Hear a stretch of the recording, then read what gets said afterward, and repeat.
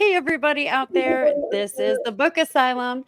Just want to say, hey, we're back with another episode. I have Mer and Josh and Heather back, and we're going to talk to Mer about his new book and his new release. So stay tuned.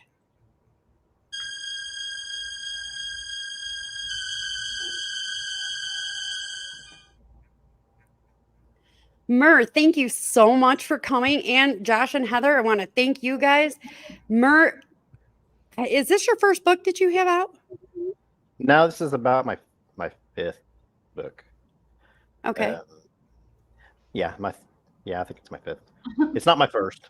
Okay, awesome. Did you self-publish before or all of them with Josh and Heather?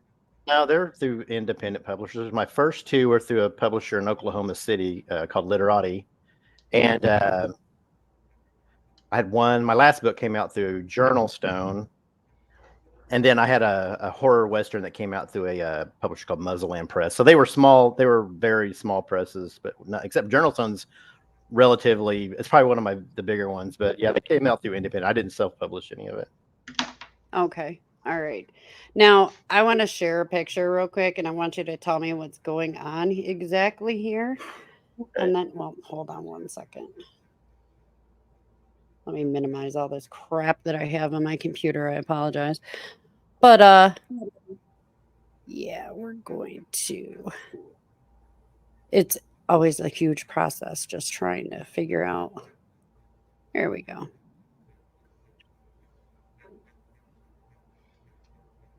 What is going on here? That was my book signing for Obscene Folklore, and it's at this place called Gardner's Used Books and Comics in Tulsa. And the guy he passed away, but he was a comic book nerd and just a big nerd in general. And he's got all throughout the store. He has these life-sized Hulks and Boba Fett's, and I mean it's very quirky place. So that's just kind of normal stuff for that store. That was so cool. It's such a good I know. picture. I mean, and I heard your wife took that. Yeah, yeah, among other good ones. But yeah, I thought that was a pretty perfect one sitting underneath the red Hulk. It really is. She's amazing. She is Yeah, it's a good picture. It's amazing. great. She's got a So knack for it. she definitely does. She needs to do this professionally if she's not doing it professionally already. Well, you can But ask Josh about some of the face things she's done with, like she'll put her face on Yeah, like my on first, like. Go ahead. no, yeah, so we met Mer. We did House of Haunts. Mer was one of our contributors, and since he was local, we asked to just meet up to give him his author copy and contribution and stuff. And so we met for dinner at Tally's on Route 66 with him and Annie, his wife Annie, and fell in love with both of them. They're so great. But Annie likes to put hers and Mer's faces on old pictures. And I didn't know that was her like hobby. She had me convinced that her ancestors were on like the Titanic or something, looking just like her and stuff. And I was like, what? and look, here's Mer's uncle. We were destined to be together. She got me. So now every time she posts a picture of them in real life, I'm like, nope, you're not going to get me with this one. We love their whole family are just the cool. Like, have you ever met one of those families that you're just like, I want to be in that family. Like, I want to be. They're that way. Or you feel like you've been the missing piece, or they're the missing piece. You're already. We are definitely the missing pieces. Apparently, the Whinerys have to adopt Josh at least, and maybe me too. Oh yeah, fingers crossed. She thinks I moved back to Tulsa for her. For Mer, was it? Just for Mer. Just for me. Silly girl. Yeah, and we're gonna have dinner on Friday, right? At Kilkenny's with Mer and his son Harper. And we have another one of our authors coming into town, Caleb Jones. So we're all going to hang out. It's going to be cool. Oh, that's going to be nice. In the family. So Mer, you've been writing for how long? I've been writing all my life, but I don't think I got serious about it until maybe 2012 when I published my first collection of fiction or short fiction, The Little Dixie Horror Show, which is now out of print. Which a few of the stories actually from that are in Obscene Folklore, but just they've been kind of re-edited and they're better. than they were before. But that was when I think I always wanted to do stuff. I always wanted to draw cartoons. I wanted to do something artistic all the time. I played music for a while, and Wow. then about 2012, I started just, I couldn't really find my groove with what I was good at. And then in 2012, I wrote a short story for a collection from the guy in Oklahoma City at Literary Press. He's like, well, just give me something. And I sent him a story called The Girls of Rebel Run. And he's like, okay, well, we need a book of this. And I'm like, oh, no pressure. So I ended up sitting down, but I ended up cranking it out really fast. Nice. And I got it to him. And so I'd say 2012 was when I figured out what I did and what I did well. I wish that I would have started way earlier, because because if you're like the rest of us authors who, we always wanted to write as we were young teens, early children, or we've done something creative in that aspect. And I love the library. I lived at the library every summer. I was a reader and I wanted to be an author. I wanted to be the next Dean Koontz, that was my goal. Because I was of the Dean Koontz camp versus the Stephen King camp, because he already had a bunch of people in his corner. I was like, well, I'm going to Dean Koontz because I like his books a lot better. But can I caveat this? So we have another author named James Lawson Moore, who we're doing 2 poetry books for him in September. Mm-hmm. He is obsessed with Dean Koontz. Pretty sure he lives in Dean Koontz trash cans. And so I need to talk to that man. You need to get him on here. They're not going to be on here with you when that happens. That's fine, because we're going to lament over our Dean Koontz stories. Yeah, I have played the Dean Koontz stuff with him too much. I'm picturing James though in a trash can right now, outside of scurrying around. Yeah, looking for stories. Poor James, like a raccoon. I actually hired James as my PA, and he's Joshua Lloyd Fox's PA. Mm-hmm. And but man, I love to just make fun of him every day. It's a passion project. Tell him this is a Dean Koontz safe environment. Yeah, James also makes fun of and makes bad jokes about everything. He does. It's mutual. He asked for it, actually. He volunteered for that position. So anytime we have a new author come in, I'm not even joking. This is James's line. Hi, I'm James. You can call me James for short. Every time. What a dad joke. My God. Back to Mer. Sorry. My God. That's a good one. So for you, was it like that? Have you always wanted to write, Mer, and then you just decided finally in 2012, that's it. I'm done. I'm doing it. How did you come about? I don't know. It's just I always wanted to just be creative. It wasn't really I was decent at multiple things. Like I said, I could draw comics if I wanted to, but I wasn't quite the level. I don't know. It just never really clicked for me. I just knew I wanted to grow up and do something artistic. But once I got that one short story out of me, and then I found, because I tried writing fantasy when I was a kid. I tried writing all stuff, and none of them, they were cool, but none of them really clicked for me. But after I wrote that, I wrote that first story, and I thought, okay, I'm just going to take where I grew up and fictionalize it and make it a horror-like environment. Then I was like, oh, now I get it. This is what I can do. Yeah. And then I just got excited about it, and that's where it started. Yeah. So Mert, I think she needs to know what Little Dixie is. I'm from Ohio. I am north of the line. I would not be a Confederate. Well, Little Dixie's it's a part of, and it's actually called that. It's a part of southeastern Oklahoma, like around McAllister. You know how Oklahoma's shaped kind of like a meat cleaver. Mm-hmm. Like that. It's like how it's like that section that down there in the lower point of the lower southeastern point, and they called it Little Dixie. No, yeah, like that. Little Dixie, because it had, after the Civil War, they had a lot of an influx of Confederate soldiers that were either fleeing or it was Indian territory, so they knew that they could come in there and exploit the Indians for their mineral rights, which they did. Yeah, and so that's what, and they called it Little Dixie because, in culture-wise, it's like pretty much like living in North Texas. I mean, it's culture, the way people speak, everything there is very Southern. Mm-hmm. So Mer took that area of Southeast Oklahoma and fictionalized it with names like your town names are amazing. Coffin Run and Tarantula Legs and stuff. Love it. Tarantula Arms. Yeah, Tarantula Arms Hotel. Black Knot, yeah. Yeah. So anyway, so he fictionalized that area, and then he just started writing all these stories, these folklore or folk horror stories, and that's what obscene folklore is. It's these hodgepodge of stories of different witches and warlocks and demons and all kinds of folksy. Like there's hollers and Mer Haints and Hollers. Haints and hollers. I can't talk like he does, but I swear to God, you'll read this book and start talking Southern after you're done with it because it's everywhere. My favorite story, well, I have two favorite stories about this book, but the first one was I put it into Amazon's KU, and I had to look at the digital images of every page, and it gave me these suggested misspellings of words. Yeah. And I had to screenshot it and put it into the chat because it was like, did you mean to write it like this?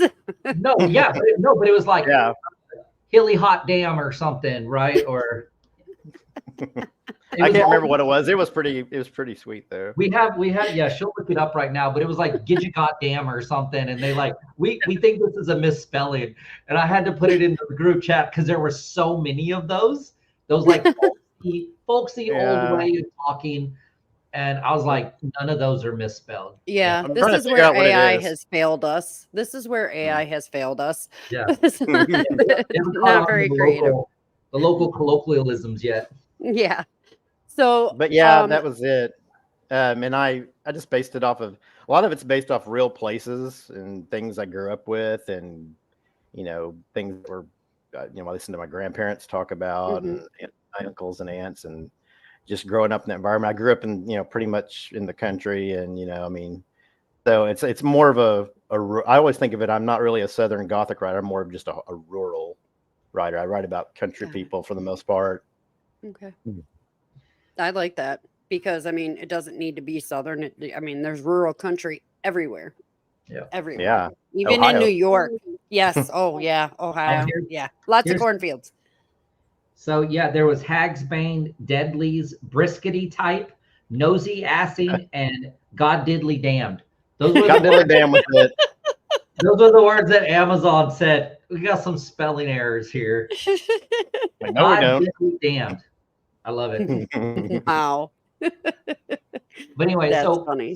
So going back to the story I told you about having dinner with Mer and Annie, we were just we tucked a couple of 20s into his copy of House of Haunts and gave it to him and stuff. And while we were eating at Tally's, he just asked if I would look over a group of short stories that he wanted to publish and call it Obscene Folklore. And because Mer and Annie are like literally some of my favoriteest people I've ever met on the planet, and they have such a beautiful story themselves, I was like, yeah, absolutely, you're already in my family, I'll do it. And we signed it. I signed him, I think it was like my third signing at Water Tower Hill, and he gave all the short stories to Heather to edit, and I didn't see him until like a year later when I sat down to start formatting this book, putting in all the art and all that stuff. And I got about a third of the way in there, and I was lulled into a very gentle comfort horror mindset from like Dean Koontz and Stephen King, and what I would call the more commercial comfort horror, where nothing kept me up at night in Stephen King books, right? Right. But Mer wrote this one story, The Great Hog Hunt of Coffin Mills. And it's just about what would a husband and father do to make money and take care of his family, is really the basis of what that story is. And as I was reading it, I got so triggered. I backed up from the computer. I yelled at Heather I wasn't publishing this piece of blah, blah, blah, blah, blah. And I was so mad. I called, well, Heather was trying to calm me down. I called Susan Rohde, our cover designer. I was about to call Joe Hill and Clay McLeod Chapman and be like, why is horror so horrific? I was so mad, right? I'm not a horror person. I've read the commercial ones, right? And then they finally made me realize Mer did exactly what we wish every writer would do. He sure did. He put me into the story. I felt what the character felt. triggered the hell out of me. So I told Mer, I was like, dude, I've got to tell this story in a publisher's forward for you. And the fact that I have read hundreds of thousands of books in my life, I always have 3 or 4 of them on me.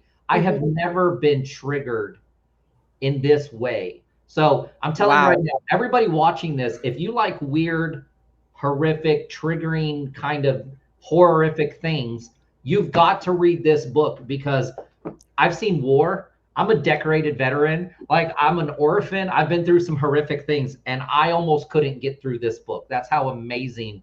And Mer uses the easiest language to just lull you into a place where you're like, and then he like pulls out all the stops, and yeah, I was somewhere else, but if he was local to me at that point, I'd be knocking on his door like, dude. Mer. That, man. Yeah.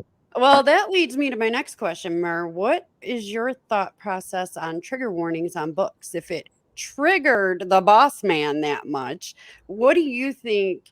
Do you agree with trigger warnings on books? I personally, if it's a horror book, I don't think it needs a trigger warning, simply because it's horror.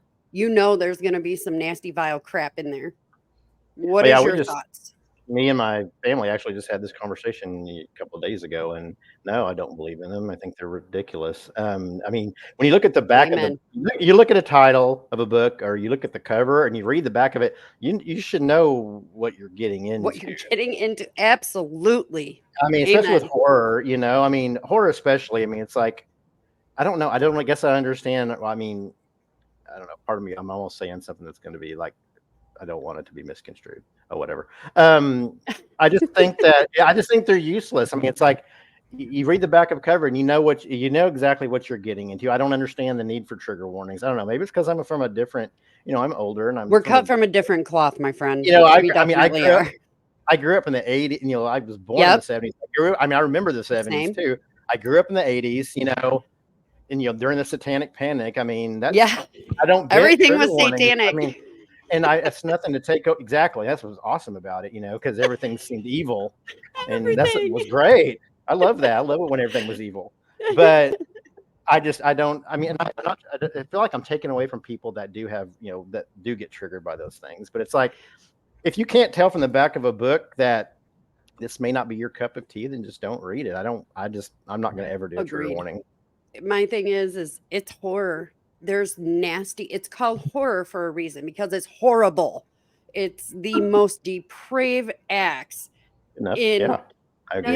You can't really. That's exactly what I said to Josh when he got so upset by that story. He was like, "Why is this so horrible?" And I was like, "It's horror. Horror." It's supposed to be. But I understand Josh is a very, I don't want to say sensitive, but he feels everything. He is absolutely a very sensitive, like, you're kind of an empath. I am.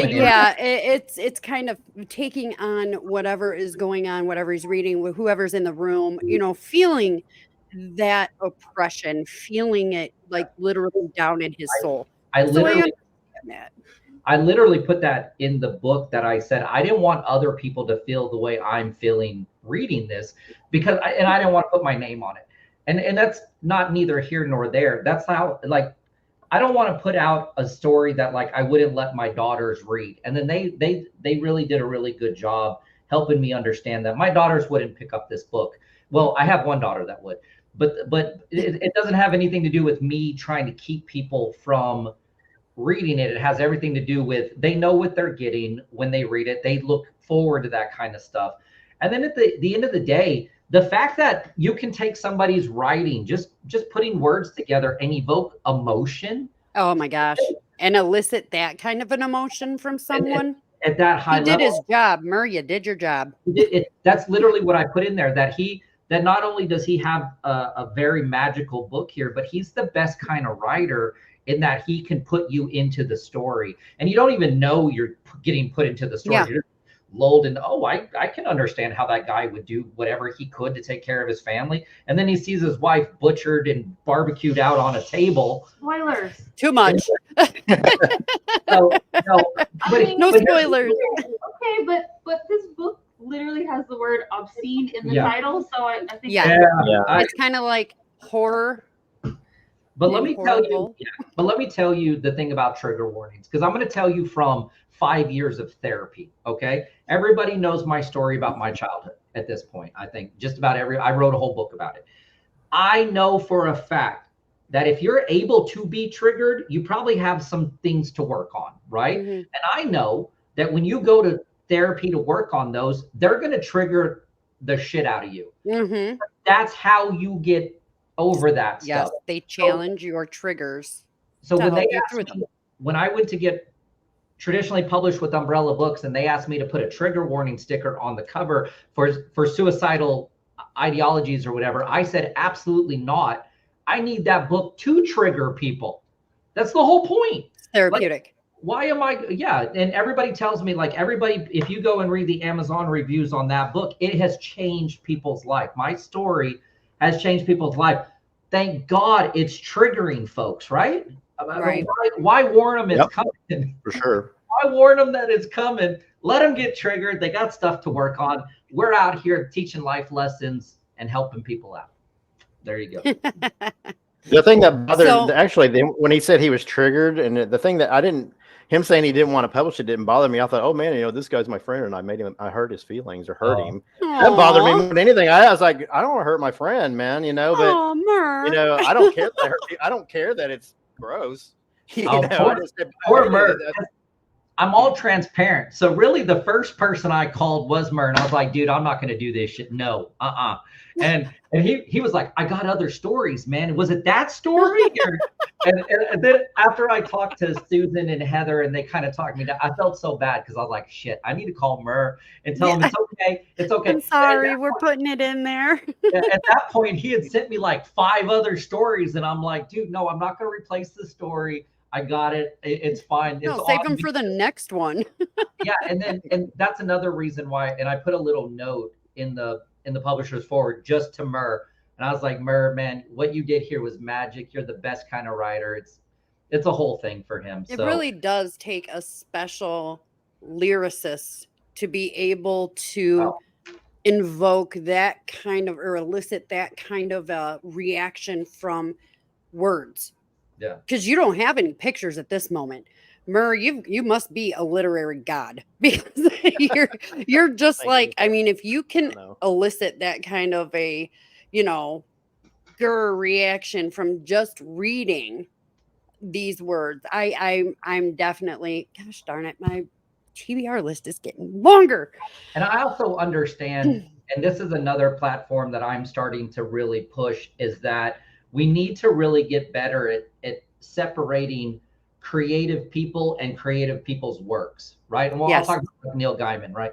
Neil Gaiman.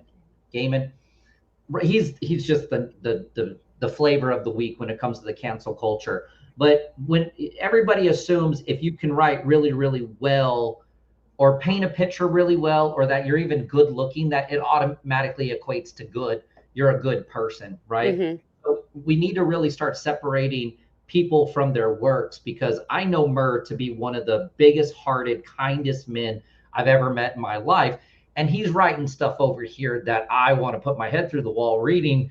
And I know it has nothing to do with who he is on the inside. He's literally trying to take his gift and entertain other people. And the people who read this book are the people who would enjoy this kind of book. And that's truly makes the magic of what Mer can do. Look at that face. How could you think that there's any malicious intent behind that little smile of his?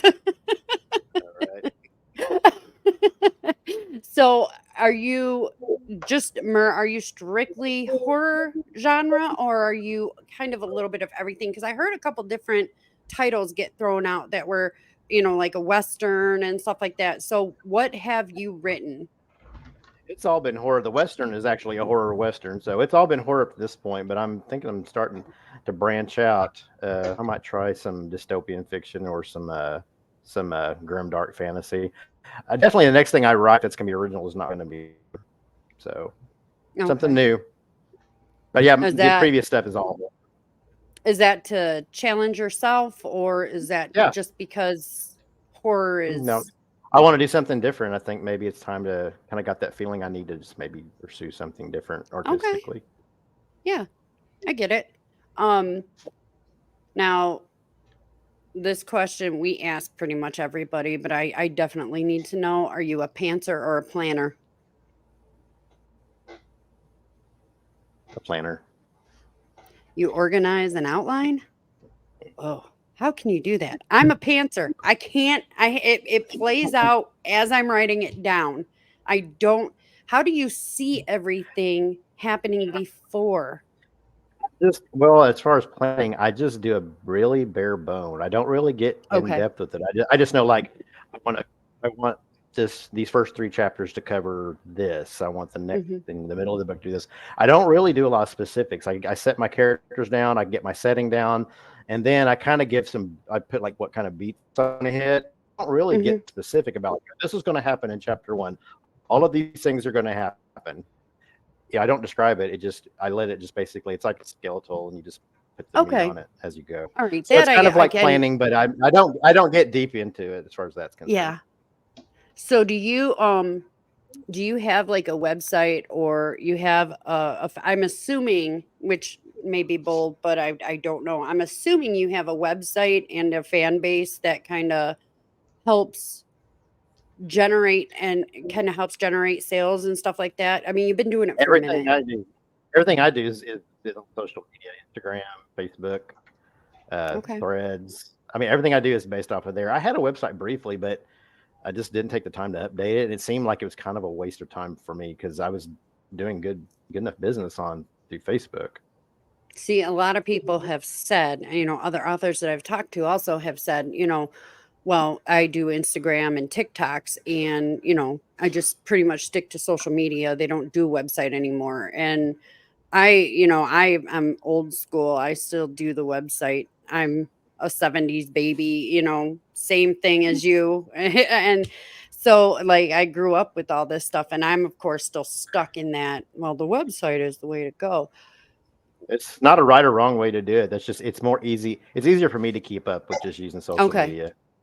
That's Okay. really, maybe it's laziness too. I don't know. I mean, it's just easier. I don't think use so. You the can't tools be that are out lazy there. when you elicit reactions like that. You can't. Hell yeah. Fair enough. So, how do you? Well, let me actually. Your son who's now writing also. Mhm.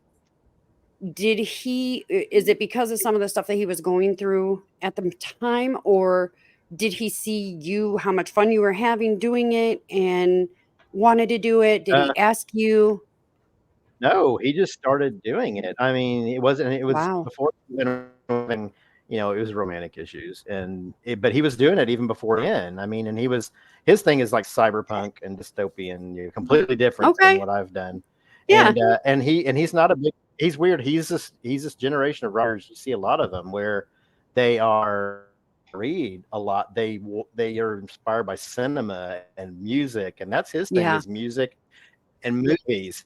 Because I'm always like, you should spend as much time reading as you do writing, and he just doesn't do it. But he gets enough inspiration from visuals and sound. I know Josh shaking his head. I don't understand it either. Now I get a lot from a lot of my stuff is inspired by Italian horror from the 70s and 80s, but I still read. And I read a lot of different stuff. But no, I mean, he just all of a sudden was writing, and he's like, hey, read this. I'm like, when did you start doing this? And he's like, oh, I've been doing it a while. And I'm like, well, cool. Then I was reading it, and it was like, oh my God, this is really good. Like, oh my, it's like, oh my God, my kid writes good, but it was really objectively good. Then Josh read it, and he was like, he agreed with me. Yeah. So no, I don't think he took any inspiration from me at all. He's talented. He just went. Yeah, Mhm. that's awesome. He has. What do you do? I'm sorry. What's that, Josh? Oh, I'm saying he has genuine talent. So does Mer, but it's genetic over there. Nice. What do you to get yourself in the, I don't know if you need to be in the zone or if you need to have things a certain way. What do you need in your office or wherever you're writing at? Do you need, I need snackies and drinks and Supernatural playing in the back. I have a room in my house it is my room. It's decorated how I want. I'm here in it right now. It's I've got lots of creepy stuff all over this room just to kind of keep me in that zone. And but it's my space. I shut my door. I have headphones on. I usually listen to music probably for 20-30 minutes. It's bizarre. Like when I wrote my Western, it's like I didn't listen to anything like spaghetti Western music. I listened to like synthy 80s really hard hitting music, which was completely contradicted what I was writing. But that's what made it interesting, is it was completely off the wall stuff that made that book that be that way. But music gets me in the mood. And I'm usually it's pretty late at night when I seem like I'm pretty productive. But no, I don't. I mean, I didn't setting the mood with music is my big thing probably, and not being bothered. Yeah, I need snackies, and it's nothing in particular. It's just as long as I am force feeding myself, it's either that or I go outside and smoke cigarettes constantly, and I don't want to do that. Either way, I'm dying, I guess. But Sure, why not? Right. Right. So I want to ask, actually, Josh and Heather, do you two, when you're reading over stuff or when you're editing, do you guys have any specific way that you like to? Does the house have to be silent? Do you want music in the background? Do you want Josh to go in another room? Do you guys do it in the same room? Reading, I mean. You do that in the same room too. Yeah. So here's the funny thing about that. Josh likes music playing. He likes to sit at a desk. He has a very his thing. And I'm like, I want silence. I want darkness. I want to be propped up in bed with my laptop up on my knees. I just zone. We have completely different ways we like to work. And sometimes they conflict a little, but we're pretty much figured out. Well, I will say, so I don't know how different we are at the level of publishing we're doing, that we're authors as well, right? And if it wasn't for, can you hand me my stick? If it wasn't for my writing, these books, I wouldn't have known what to do with Mer's book, right? I wouldn't have known how to get him into Walmart and BAM and all that other stuff. I have a way of writing, because I've written so much in a very short period of time, that is incredibly personal. And I think this is what we're getting to. Mer says it too. When I write, even though I live with another writer and stuff, it is, you shut the door, you go into your world in your head, because it has come out of your head onto paper. And we are completely different when it comes to that, completely different. But the job, the Water Tower Hill, we do that as close proximity as we can. In fact, you're a little more distant than I am. I get upset. I want her to sit with me if I don't sit right next to him. I want her to sit right next to me. And I'm like, all your noise and music is distracting me. The actual work is, I've always dreamed of having a wife and a partner, like the two desks facing each other, or at least being in the same room. And it's just, it has been the whipped cream on the top of this dessert marriage of the fact that we work so well together. I love that analogy. Well, yeah, but we have a dessert marriage. Okay. It is. It's the just desserts too. Right.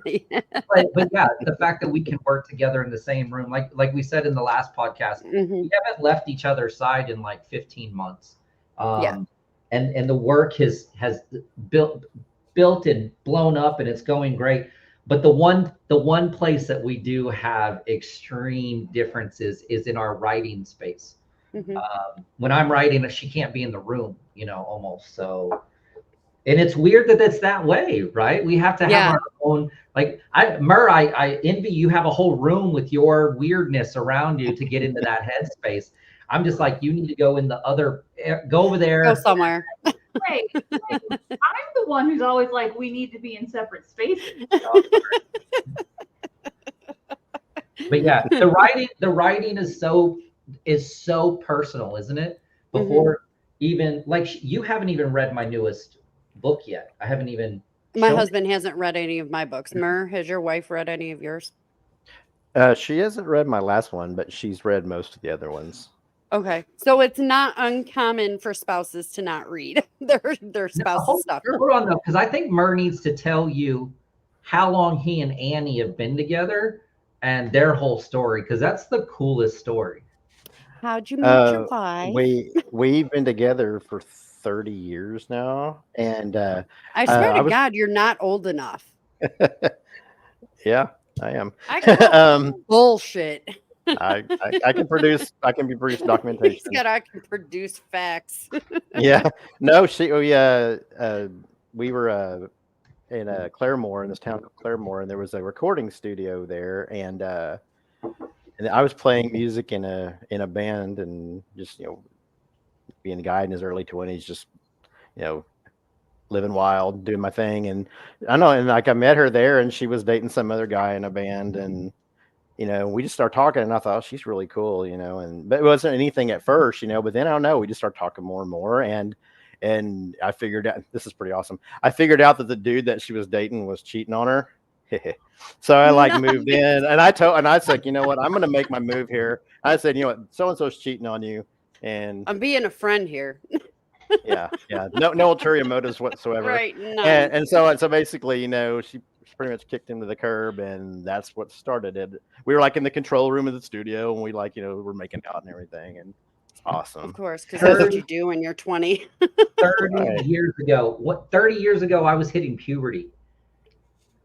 I don't even want to talk about 30 years ago, man, because I'm so cool too. His age. Their kids are incredibly artistic. Like I said, we signed Cam already. Their youngest, Harper, is also amazing. He wants to do more graphic-y things, I think. So I think you kind of your two desires kind of merged in your two sons, I think. Which is funny because Harper, my youngest one, he all of a sudden started writing a fantasy book, and he's like, I want you to read this, and I'm like, okay. And looking, it was like he'd been working for like 3 days on it. It was like 70 pages long. And I'm like, Jeez. What? I sure, and it's really good. Have you been doing your homework, really sir? Oh, he's homeschooled. He's out of school right now anyway. Nice. But no, he's like, yeah, and I was like, this is amazing.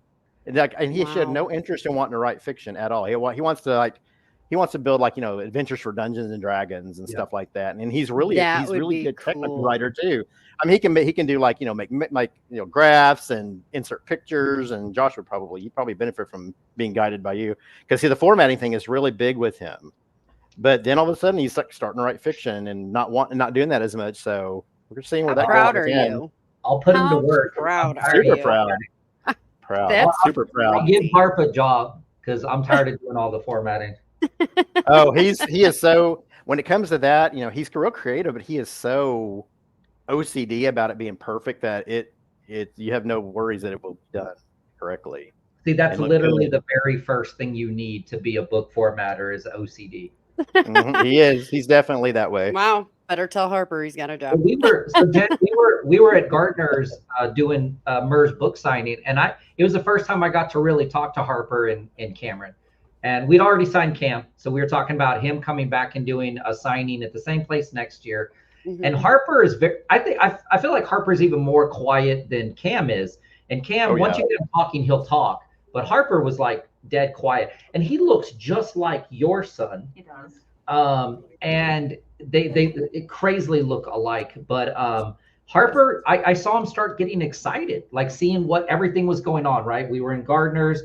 His dad was selling books. You have a real physical product that exists in the world, and people are buying it. And I think both him and Cameron were getting really excited. It was like dreams were kind of coming out. Nobody's telling them they need to go be a plumber or a carpenter or something, right? Or going to college, period. Yeah, let's putting themselves in debt. Going, And I'm the same way with my sons. So luckily Mer's so nice, he's let me adopt his sons and guide Cam. Lease them out. Yeah. Cam's gonna be because he's so young. He's 22 years old, and his writing is I would put it on par with mine now. And if I could have been writing at 22, I would be Stephen King.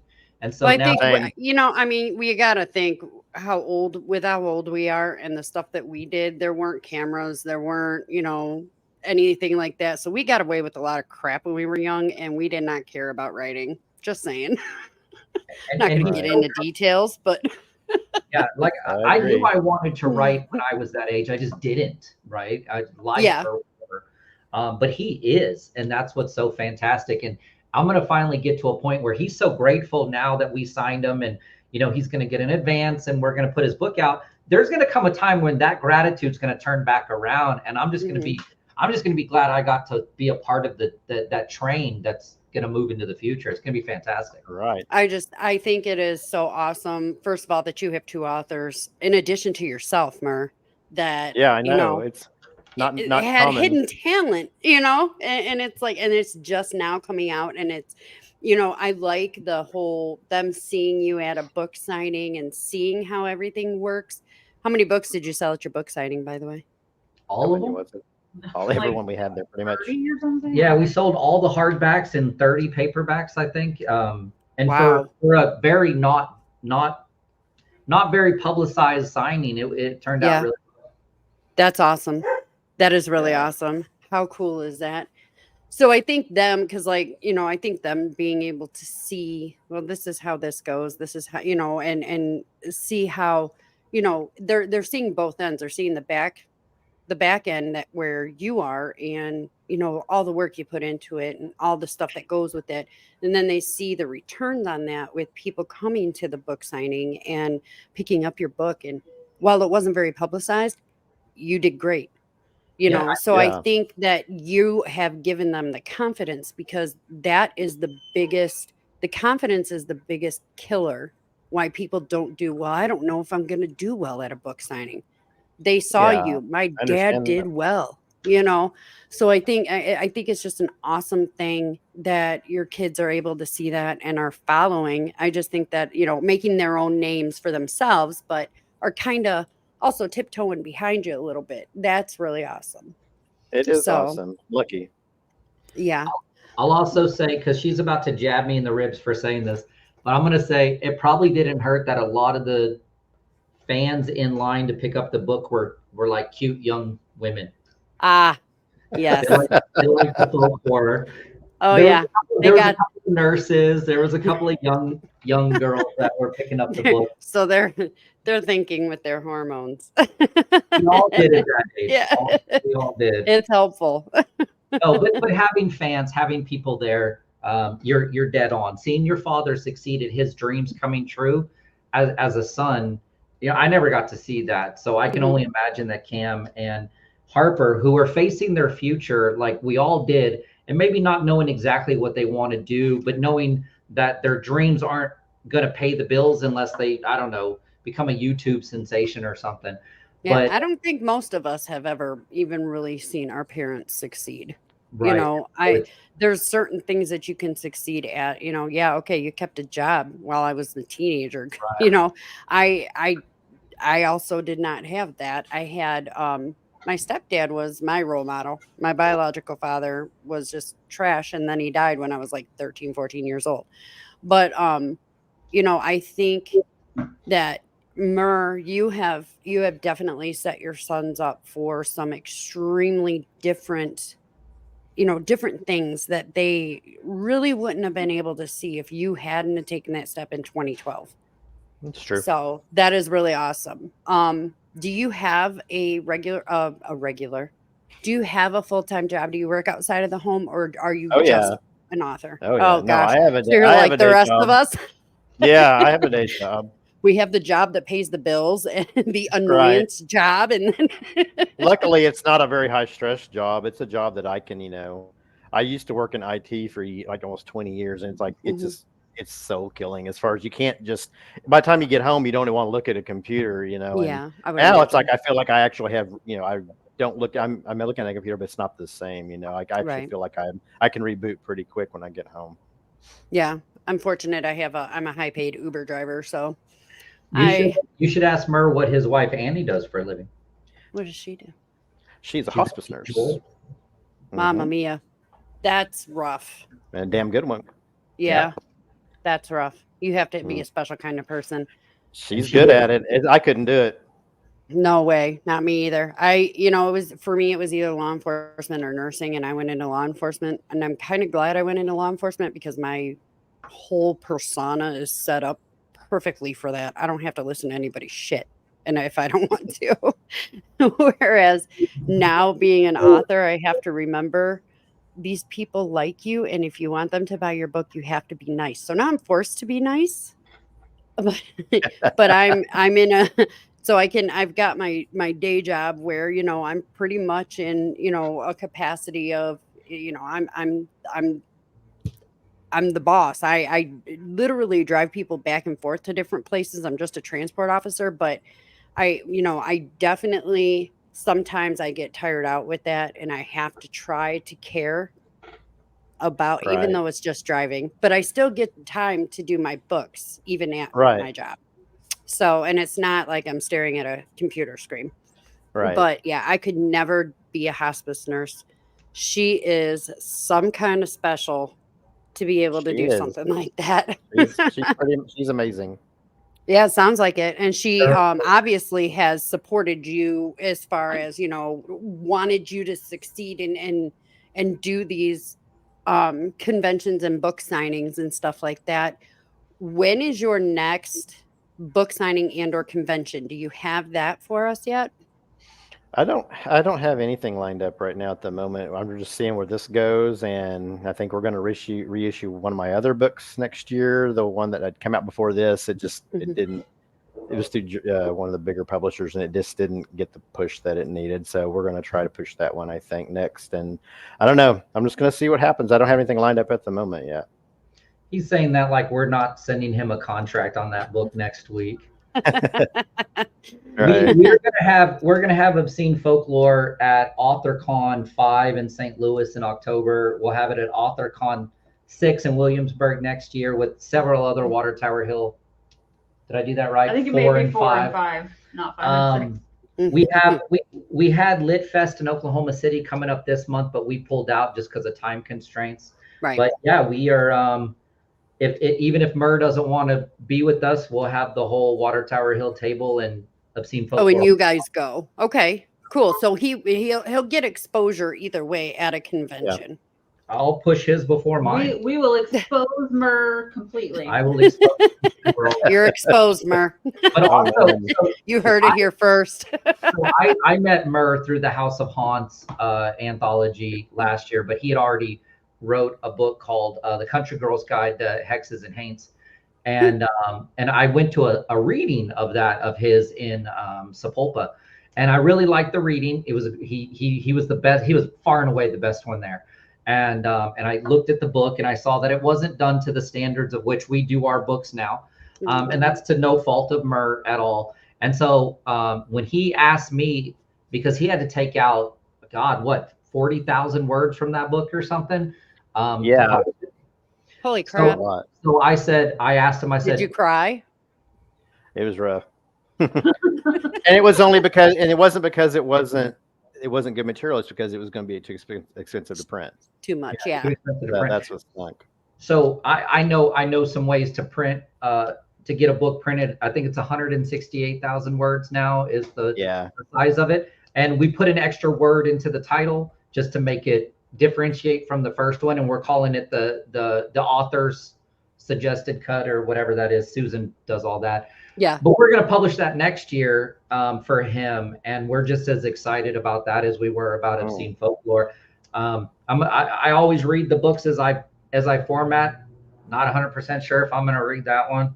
Just going to format blind. It's just the ending scenes, I think, that's going to throw you off. No. I mean, I haven't read obviously the parts that were cut out of the original version, or from the parts, you know what I mean? Yeah, but before that, we're publishing Cam, his son Cam, his book. It's a series of short stories called oh my god, I'm gonna get it wrong. High caliber bullets. Smog. High caliber bullets and LED mimosas. And it's a whole dystopian cyber. Did he come up with that name? Oh yeah, he did. What an interesting kid that I would love to meet. Oh yeah, my God. he's cool. He's a cool Well, kid. when he comes out with that, you guys make sure he gets with us so that we can have him on. I don't know. In a way, I want to push him even more than we pushed Mer, because Mer is locked in. He's a middle-aged You're theirs, Mer. He's a middle-aged man who knows what he's doing. But I feel like Cam is just a blank canvas that we can just let's take him to the moon and see what happens. Yeah, he's definitely putty right now, or that you can shape him and Exactly. mold him and how he needs to go. So I think that's really awesome. And also to send him an acceptance letter and a contract that he like print. Well, did Annie print it out and put it on the wall in a frame or something? But just to be the catalyst of his dreams is my dreams, right? And it's made me just feel like I'm on the right path to doing right by people when they feel that way too. And yeah, it was awesome to see that on his wall, And I'm getting all the Definitely. feels out of it too. So it's a lot of win-win. That's amazing. It is. I can't even imagine the immense pride you must be feeling, Mer. Oh, it's great. It's great. It's kind of a surprise because it's just like all of a sudden they showed an interest in it and started doing it. It's like one day it was happening. So that was cool that I feel like they're doing it on their own steam, that's great. Damn kids will fool you every time. Sure. Well, I want to thank you guys for coming on the show. My last question for you, Mer, is where will we be able to find your books and find you? Put out all of your socials out there, and I know that we can probably go to the Water Tower Hill website, right? For sure. That's where all my the Water Tower Hill site's got all my social media links on it. So that if you just go there, you can find my Facebook, my Instagram, my Blue Sky, basically all the social media I have. It's got handy little icons underneath it. Clicking it. It's the Follow same him for everywhere. all the writers. Every writer there's got that on their profile page. Beautiful. As well. So Yep, we put that really on there. handy. No, I'm definitely looking forward to seeing big things, not only from Water Tower, but I'm definitely looking forward to big things from you too and your kids. Thank you. I Thank can't you. wait to see the boys. So definitely don't forget us. But we want to thank everybody out there. Thank you, Mer. Thank you, Josh and Heather, for being on this episode of the Book Asylum. We really appreciate everybody coming in and tuning in. So we will see you next time. You guys all have a great night, and too. we'll see you.